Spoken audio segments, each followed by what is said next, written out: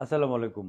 আপনার মোবাইলে যদি কোনো কল আসে, এই কলগুলোর মধ্যে ২ টা নাম্বার থেকে যদি কল আসে, যদি আপনি রিসিভ করেন, তাহলে কিন্তু আপনার মোবাইলের যাবতীয় তথ্য একটা হ্যাকার চক্র নিয়ে নেবে। আপনি টের পাবেন না। বিভিন্ন ধরনের কল আসে। অনেকের মোবাইলে বিভিন্ন ধরনের কল আসে। সারাদিনে বিভিন্ন অনেকে ব্যবসা করেন, অনেকে চাকরি করেন, অনেকে অনেক ধরনের ফোন আসেই, আসতেই পারে। কিন্তু ২ টা নাম্বার থেকে যদি ফোন আসে, এই ফোন দুটি রিসিভ করুন। যদি রিসিভ করেন, সেক্ষেত্রে আপনার মোবাইলে যে কত দিয়ে লক করছেন, ৪ সংখ্যা বা ৬ সংখ্যা দিয়ে লক করছেন, সেটার লকটা তারা জেনে যাবে। ইভেন আপনার মোবাইলে যদি প্যাটার্ন লক থাকে সেটাও তারা জেনে যাবে। কত দিয়ে প্যাটার্ন, কি প্যাটার্ন করেছেন সেটাও তারা জেনে যাবে। পাশাপাশি আপনার মোবাইলে যদি বিকাশ অ্যাকাউন্ট করা থাকে সেটাও তারা জেনে যাবে।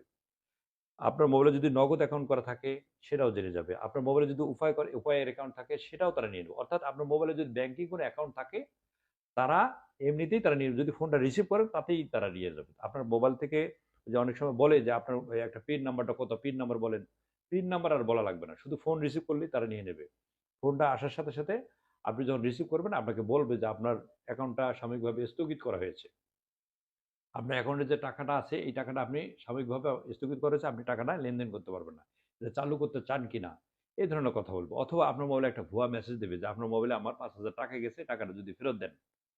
এই ধরনের কথা বলবে। অর্থাৎ কথা বলতে, বলতে আপনাকে এনগেজ করে ফেলবে। ৫-৭ মিনিট বা ৩ মিনিট যদি এনগেজ করে ফেলতে পারে, এই ফাঁকে তারা আপনার যে আ তথ্যগুলো আছে, তথ্যগুলো তারা নিয়ে নেবে। নিয়ে আপনার মোবাইলে যে টাকাগুলো আছে, তারা সব টাকাগুলো নিয়ে নেবে। বিশেষ করে যাদের মোবাইলে, যারা অ্যান্ড্রয়েড মোবাইল ব্যবহার করেন, যাদের মোবাইলে WhatsApp এবং Instagram অ্যাকাউন্ট আছে, তারা কিন্তু আরো বেশি বিপদে। তাদের থেকে আরো বেশি এই জিনিসগুলো নিয়ে নিচ্ছে। আমরা একটু সচেতন হওয়া দরকার, একটু সতর্ক হওয়া দরকার। এই ভিডিওটা বাংলাদেশ এবং প্রবাসী যারা আছে, সবার জানা দরকার। প্রত্যেকটা লোকের জানার দরকার যে কোন ফোন থেকে কল আসলে, মানে কোন কল থেকে কল আসলে এই কলটা রিসিভ করা যাবে না, এটা সবারই জানা দরকার।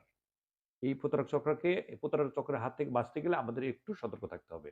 যে নাম্বার থেকে ফোন আসলে, কল আসলে আপনি রিসিভ করবেন না এবং ফোনটা আপনার হাতে ছিল না। হাতে ছিল না, ফোনটা কোনো কারণে আপনি রেখে এক জায়গায় গেছেন, আইসে দেখেন একটা ওই নাম্বার থেকে কল আসছে। ওই ফোনটা আর ব্যাক করবেন না। ওই কলটা আর ব্যাক করবেন না। ব্যাক করলে কিন্তু আপনি ধরা খেয়ে যাবেন।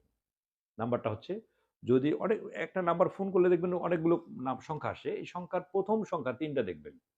১ম সংখ্যাটা একটা প্লাস থাকবে, তারপরে ২ টা ৯ থাকবে। এই ধরনের তারপরে আরো অনেক সংখ্যা আছে।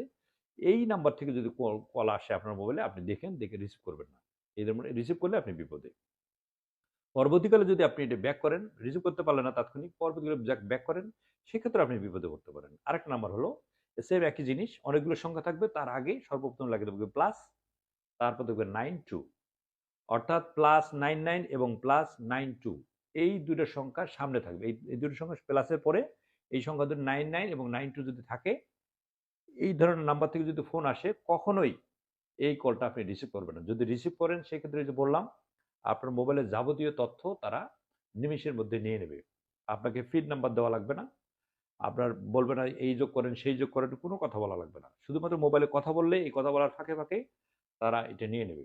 যারা দোকানদার আছেন, যারা এই যে ব্যাংকিং ব্যবসা যারা করেন, ওই নগদ, বিকাশ, উপায় এই ধরনের যারা ব্যবসা করেন, তাদেরকে এই ধরনের প্রথমত এই ধরনের কথা বলবে যে, "আপনার মোবাইলটা স্থগিত করা হয়েছে। একটা মোবাইলে একটা মেসেজ গেছে। আপনি টাকাটা ব্যাক করে দেন। আপনি এই নাম্বার থেকে একটা ফোন দেন, একটু ফাঁকে যান।" এই গত পরশুদিনের একটা ঘটনা, আমার থানায় আসছিল একজন, সেম এক কাহিনী। অনেক কাহিনী আমরা শুনে আসছি, কিন্তু এখন এই যেটা হচ্ছে এটা নতুন একটা কাহিনী। নতুন একটা হ্যাকার চক্র এই এই মানে এই কাজটা তারা করে আসতেছে। নতুন একটা হ্যাকার চক্র এই কাজটা করে আসতেছে যে, এই আপনার পিন নাম্বার দেওয়া লাগবে না। শুধুমাত্র ফোনে কথা বললেই হবে, অথবা তার ফোনটা রিসিভ করলেই হবে, অথবা পরে যদি আপনি ডায়াল করেন সেক্ষেত্রেও আপনার সমস্যা হবে।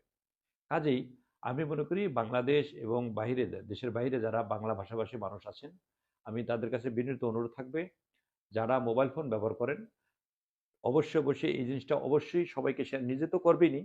পাশাপাশি আপনি এই ভিডিওটা শেয়ার করে দিবেন, যাতে আপনার শেয়ারের মাধ্যমে আপনার ফেসবুকে অনেক তো ফ্রেন্ড আছে। তারা একটু জেনে গেল, তারা আপনার মাধ্যমে উপকার হলো। আপনি বাইরে থাকেন, বাড়ির বাইরে থাকেন। আপনার ফ্যামিলির যারা সদস্য, তারাও আপনার সদস্য, তাদেরকে আপনি শেয়ার করলেন। যদি মোবাইল না থাকে, কারো কাছে যদি শুনে থাকেন, এই গল্পটা যদি কারো কাছে শুনেন, সেটাও একটু চায়ের দোকানে একটু আলোচনা করলেন। একটু বন্ধুদের সাথে আড্ডা করতেছেন, এই গল্পটা তাদের সাথেও শেয়ার করবেন। সহজ একটা জিনিস। সহজ একটা কথা, এই কথাটা জাস্ট একটু শেয়ার করবেন। তাহলে আপনার শেয়ারের মাধ্যমে সেটা মোবাইলেও শেয়ার করতে পারেন, মুখেও শেয়ার করতে পারেন। তাহলে হবে কি? আপনার এই শেয়ারের মাধ্যমে, মুখের কথার মাধ্যমে অথবা মোবাইলে শেয়ারের মাধ্যমে তার একটু উপকার হবে। আপনার একটু এটা ভালো একটা দিক। মানুষের উপকার করা একটা ভালো দিক। আপনার শেয়ার, আপনার মুখে শেয়ার অথবা মোবাইলে শেয়ার। বলবেন যে এরকম কারো মোবাইলে যদি কল আসে, কলের আগের সংখ্যা যদি +99 থাকে এবং কলের আগেই ১ম যে সংখ্যাটা তার মধ্যে যদি +92 থাকে, এই ফোন কল ২ টা আপনি রিসিভ করবেন না। যদি রিসিভ করেন তাহলে বিপদে পড়বেন না। হ্যাঁ, আপনি তাৎক্ষণিক রিসিভ করতে পারেন নাই, পরবর্তীতে ব্যাক করবেন না। এটাও করবেন না। এই নাম্বার দেখলে আপনি দূরে সরে যাবেন। কোনো কথা বলার প্রয়োজন নেই। আর বিশেষ করে যারা বিকাশ, নগদ, উপায় এই ধরনের যাদের অ্যাকাউন্ট আছে যে ধরনের কথা বলুক না কেন, আপনারা কোনোদিনও শুধু একটা জিনিস মনে রাখবেন, বিকাশ, নগদ, উপায় কর্তৃপক্ষ কখনো আপনাকে ফোন করে বলবে না যে আপনার এই অ্যাকাউন্ট স্থগিত করা হয়েছে, আপনার লেনদেন সাময়িকভাবে স্থগিত বন্ধ করা হয়েছে, চালু করতে চান কিনা, কখনোই তারা বলবে না। কখনোই ফোন করবে না তারা। এই কর্তৃপক্ষ এটা আপনারা জানেন, শোনেন, তারপরে এই ভুলগুলো করে থাকেন। এই ভিডিও যদি মাথায় রাখেন, আপনি ভিডিওর কথাগুলো যদি বুঝে থাকেন, যদি মনে পড়ে এই ধরনের ফোন আসার সাথে যদি মনে পড়ে আমার কথাটা, আমার মনে হয় আপনি এখানে থেমে যাওয়া উচিত। প্রচুর শেয়ার করা দরকার, প্রচুর জানাজানি করা দরকার। নতুন এই হ্যাকার চক্রকে, হ্যাকার চক্রের হাত থেকে আমাদেরকে বাঁচার জন্য একটু সতর্ক থাকা দরকার, একটু সচেতন হওয়া দরকার। আপনি আমি যদি একটু সতর্ক থাকি, একটু সচেতন থাকি, নিরাপদ থাকতে পারবো। আপনার আমার সতর্কতা আপনাকে আমাকে নিরাপদ রাখবে। যে যেখানে আছেন ভালো থাকবেন, সুস্থ থাকবেন, নিরাপদে পথ চলবেন।